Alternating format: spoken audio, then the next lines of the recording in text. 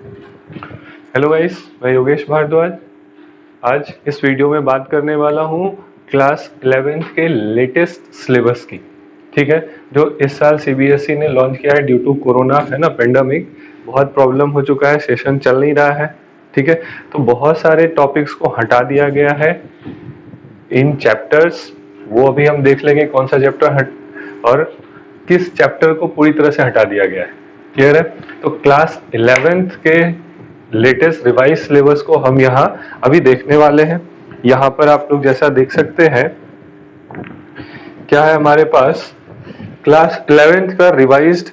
तो क्लास 11 का क्या रिवाइज सिलेबस है, पहले केमिस्ट्री देख लेते हैं। केमिस्ट्री कोड है 043। क्लियर? ये सब अपना गाइडलाइन है जो सीबीएसई लिख कर देती है। क्लियर है? फिर क्या देख रहे हैं, कुछ हमारे पास यहाँ टॉपिक्स हैं जिनको डिस्कस करेंगे। क्या क्या चैप्टर्स हैं, जो भी पहले चैप्टर्स थे वो सारे चैप्टर अभी भी हैं, बस यहाँ थ्योरी में हमारे पास टोटल 119 क्लासेस मिलेंगे और प्रैक्टिकल में 44 क्लासेस हैं।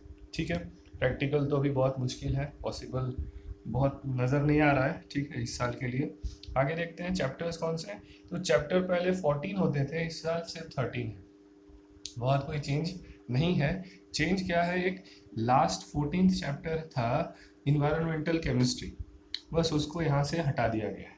ठीक है, दूसरी बात क्या, एक और मैं बात क्लियर कर देना चाहता हूँ कि जो बच्चे आईआईटी नीट के लिए पढ़ रहे हैं, मतलब अपने कंपटीशन पॉइंट ऑफ व्यू से पढ़ रहे हैं, उनके लिए ये सारे टॉपिक्स जो हटाए गए हैं ना, आप कोशिश करिएगा उनको कवर करने का, वो भी पढ़ लेना है। ठीक है, क्योंकि कंपटीशन पॉइंट ऑफ व्यू से है ना, थ्रू आउट क्वेश्चन पूछा जाता है, तो कहीं भी कोई मिस्टेक नहीं हो, कोई टॉपिक नहीं पढ़े तो उससे क्वेश्चन आएगा। और सीबीएसई बाद में एक्सप्लेन कर दिया कि ये आपका इसी टॉपिक से जो हम सिलेबस प्रिस्क्राइब था वहीं से आ रहा है, बाहर से नहीं आया। इसलिए कोशिश करिएगा कि जो प्रिस्क्राइब्ड सिलेबस है वो तो पढ़ना ही पढ़ना है, जो हटाया गया है वो भी। आप बोर्ड के लिए से प्रिपेयर कर रहे हैं तो कोई बात नहीं, जो हमारे पास यहाँ दिख रहा है ना, ये सारे टॉपिक्स, सम बेसिक कॉन्सेप्ट से सिर्फ इतना पढ़ना है, स्ट्रक्चर ऑफ एटम से, इससे बाहर नहीं आएगा। मतलब क्लास 11th के सेशन एंड एग्जाम की बात करेंगे तो वहाँ पर ये जो सिलेबस दिया गया है सिर्फ इसी में पढ़ना है।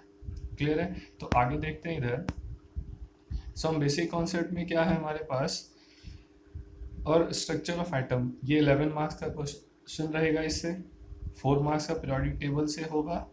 फिर केमिकल बॉन्डिंग से लेकर इक्विलिब्रियम तक 21 मार्क्स के क्वेश्चंस होंगे। आगे बढ़ते हैं, रेडॉक्स से पी ब्लॉक तक 16 मार्क्स का होगा, फिर ऑर्गेनिक से 18 मार्क्स का होगा। क्लियर?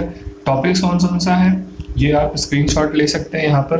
ठीक है, ये सारे चैप्टर्स हैं जिनमें टॉपिक्स क्या क्या कवर हो रहा है। ठीक है, इधर नेक्स्ट फिर ये हाइड्रोकार्बन तक है।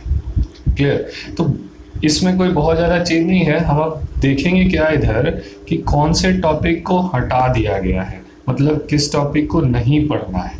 क्लियर? तो वो देख लेते हैं थोड़ा। ये आ गया वो चीज़ है जो हमें इस साल नहीं पढ़ना है। ठीक है, तो यहाँ देख लेते हैं, ये क्लास 11th के लिए दिख रहा होगा आपको बोर्ड पर क्या है। अब यहाँ ध्यान से देखते हैं हमारे पास क्या नहीं पढ़ना है, ये बहुत ज़रूरी चीज़ है। क्लियर? सम बेसिक कॉन्सेप्ट में जो शुरू में इंट्रोडक्शन होता है, जो क्लास 9th में पढ़ चुके थे, उसकी बात यहाँ नहीं करनी है। ठीक है, फिर क्या, स्ट्रक्चर ऑफ एटम में ये भी जो क्लास 9th में पढ़ चुके थे, अब वो 11th में नहीं पढ़ना है। मतलब discovery of electron, proton, neutron, Rutherford model तक कुछ नहीं बात करना है। ठीक है, मतलब क्या कि वहाँ जो हम लोग डिस्चार्ज ट्यूब पढ़ते थे वो सब 11th से हटा दिया गया, रदरफोर्ड मॉडल भी हटा दिया गया है। फिर क्या है, क्लासिफिकेशन से ये भी हिस्टोरिकल डेवलपमेंट्स जो भी थे, ठीक है, मतलब बिफोर मेंडलीफ पीरियोडिक टेबल, सभी चीज़ों को यहाँ हटा दिया गया। बॉन्डिंग से कुछ नहीं हटाया गया है, मतलब चैप्टर केमिकल बॉन्डिंग में जो भी टॉपिक है सब कुछ पढ़ना होगा। क्लियर है। स्टेट्स ऑफ मैटर में क्या है, स्टेट्स ऑफ मैटर में लिक्विड्स वाले प्रॉपर्टीज को यहाँ से हटाया गया है। विस्कोसिटी है, सरफेस टेंशन है, लिक्विफिकेशन, क्रिटिकल टेम्परेचर, ये सब टॉपिक्स को यहाँ से हटा दिया गया। लेकिन जो बच्चे कंपटीशन के लिए पढ़ेंगे उनको बहुत ज़रूरी है ये चैप्टर्स और ये टॉपिक पढ़ना।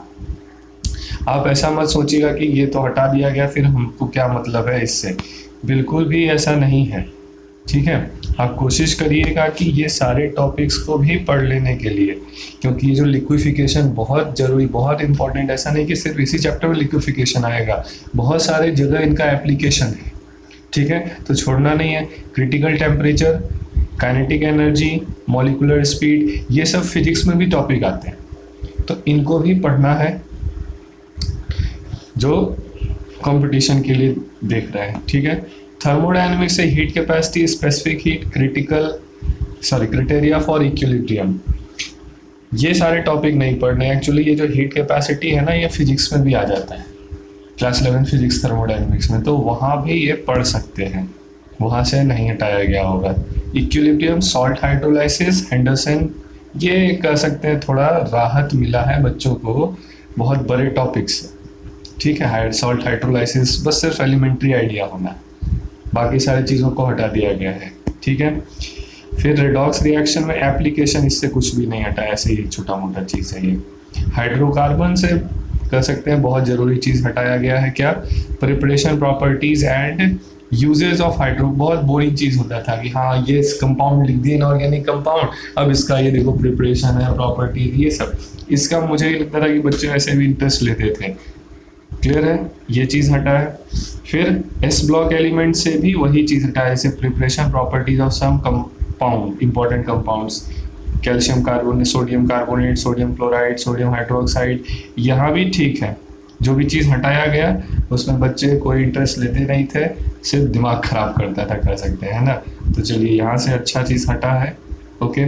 फिर पी ब्लॉक एलिमेंट्स में वही चीज़ है, some important compounds, borax, boric acid, boron hydride, aluminium, okay. तो ये सारे टॉपिक्स जो हैं वो नहीं पढ़ने हैं इस साल। कार्बन में भी use of some important compounds, oxide important, ये सारे टॉपिक्स आ चुके हैं। क्लियर है। ऑर्गेनिक केमिस्ट्री में क्या हटा है, method of purification, quantitative and qualitative. अब जो मेडिकल के लिए सोच रहे हैं ना, वो ये नहीं पढ़ेंगे तो चल सकता है ना, बहुत बड़ा कोई ये प्रॉब्लम नहीं है। लेकिन जो बच्चे आईटी और आईटी एडवांस के लिए सोच रहे हैं, उनके लिए क्वांटिटेटिव और क्वालिटेटिव एनालिसिस जो है वो तो पढ़ना ही पढ़ना होगा, क्योंकि यहाँ बहुत सारा न्यूमेरिकल आता है। वैसे तो ये मूल कॉन्सेप्ट में डील हो जाता है, ठीक है।